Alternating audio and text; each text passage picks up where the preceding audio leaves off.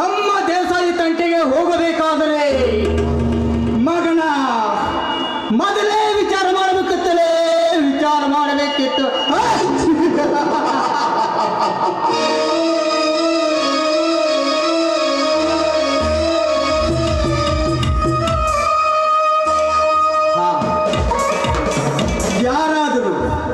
ಯಾರಾದರೂ ನಮ್ಮ ದೇಸಾಯಿ ತಂಟೆಗೆ ಬಂದ್ರೆ ಅವರು ಇದೇ ಗತಿ.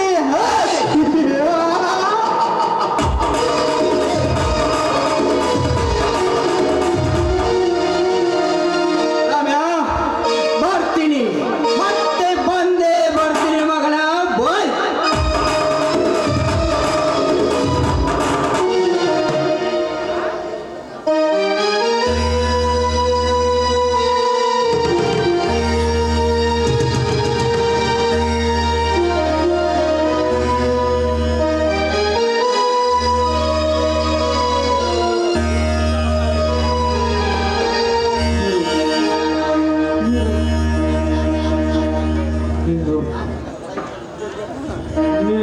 ಅಯ್ಯೋ, ಯಾರಿದು?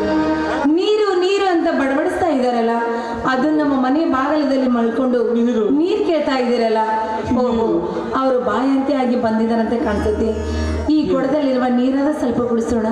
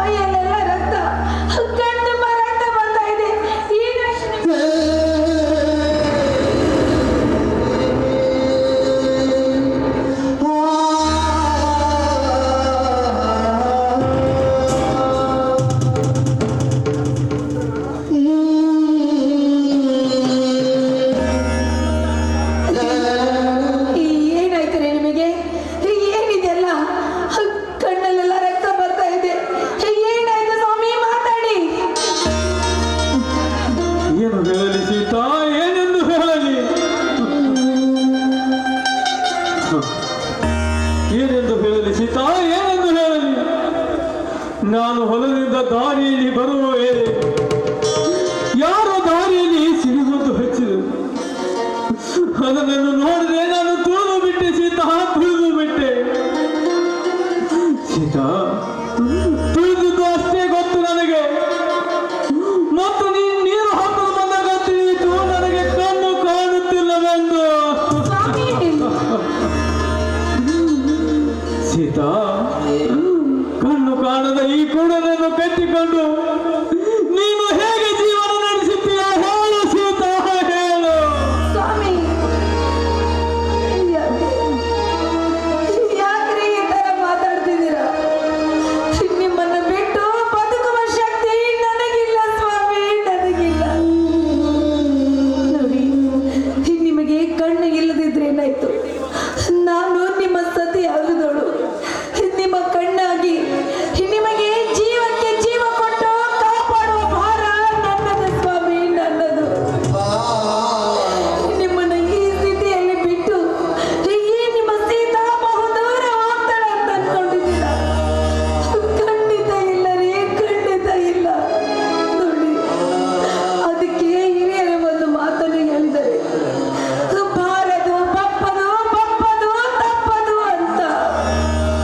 ನಮಗೆ ಎಷ್ಟೇ ಕಷ್ಟ ಬಂದರೂ ಕೂಡ ಅದನ್ನ ಧೈರ್ಯದಿಂದ ಎದುರಿಸೋಣ ರೀ, ಬೇಡ ಸೀತಾ, ಬೇಡ. ನಿನಗೆ ಭಾರವಾಗಿ, ಎಲ್ಲರಿಗೂ ಭಾರ ಬೇಡವಾಗಿ ಬದುಕುವ ಆಸೆನೇ ಇಲ್ಲ ನನಗೆ ಸೀತಾ, ಬದುಕುವ ಆಸೆನೇ ಇಲ್ಲ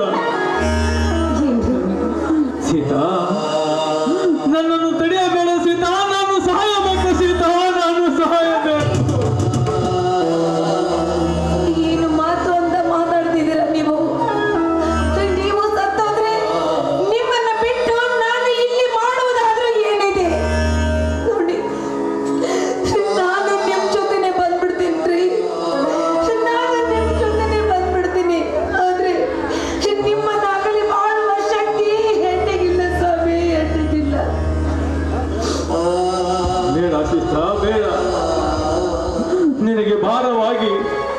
ಎಲ್ಲರಿಗೂ ಬೇಡವಾಗಿ ಬದುಕುವ ಆಸೆನೇ ಇಲ್ಲ ನನಗೆ ಸೀತಾ, ಬದುಕುವ ಆಸೆನೇ ಇಲ್ಲ ಸೀತಾ.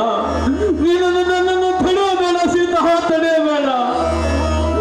ನಾನು ಸಾಯಬೇಕು, ನನ್ನನ್ನು ಬಿಟ್ಟು ಬಿಡು ಸೀತಾ. ಹಾಗೆಲ್ಲ ಮಾತಾಡ್ಬೇಡಿ.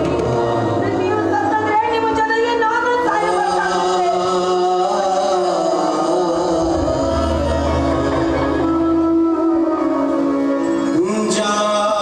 ಹೇ ಸೀತಾ, ಯಾಕೆ ಇದು ಮನೆನೋ ಅಥವಾ ಸ್ಮಶಾನನೋ? ಯಾಕೆ ಈ ರೀತಿ ಆಡ್ತಾ ಇದ್ದೀರಾ? ಏನಾಯ್ತು? ತಂಗಿ ಬಾ ಕಾಮಿನಿ, ನೋಡು ನನ್ನ ಗಂಡನಿಗೆ ಕಣ್ಣು ಕಳೆದುಕೊಂಡು ಕಣ್ಣೇ ಕಾಣದಂತಾಗಿದೆ. ಅವರಿಗೆ ಕಣ್ಣು ಕಾಣದಂತಾಗಿದೆ ಅಮ್ಮ. ಇದ್ಯಾವ ದೊಡ್ಡ ವಿಷಯ? ಏನು ಆಗ್ಬಾರ್ದಿತ್ತು ಆಗೋಗಿದೆ. ಅದಕ್ಕೆ ಆ ರೀತಿ ಗೋಳಾಡ್ತಿದ್ದೀರಾ? ಯಾಕೆ ಏನಾಯ್ತು ಈಗ?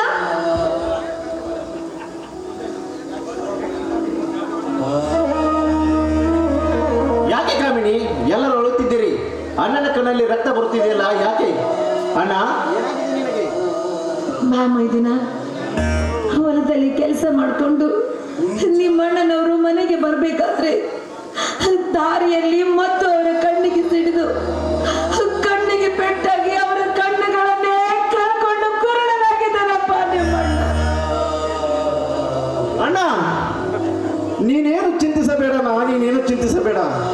ನಿನ್ನ ಕಣ್ಣುಗಳು ಹೋದರೇನಾಯ್ತು ಅಣ್ಣ? ನಿನ್ನ ತಮ್ಮ ನಾನಿದ್ದೀನಿ. ನಡೆ ಅಣ್ಣ, ಆಸ್ಪತ್ರೆಗೆ ಹೋಗೋಣ. ಏನಂದ್ರೆ ಬನ್ನಿ ಆಸ್ಪತ್ರೆಗೆ ಹೋಗೋಣ, ನಡೆಯಿರಿ.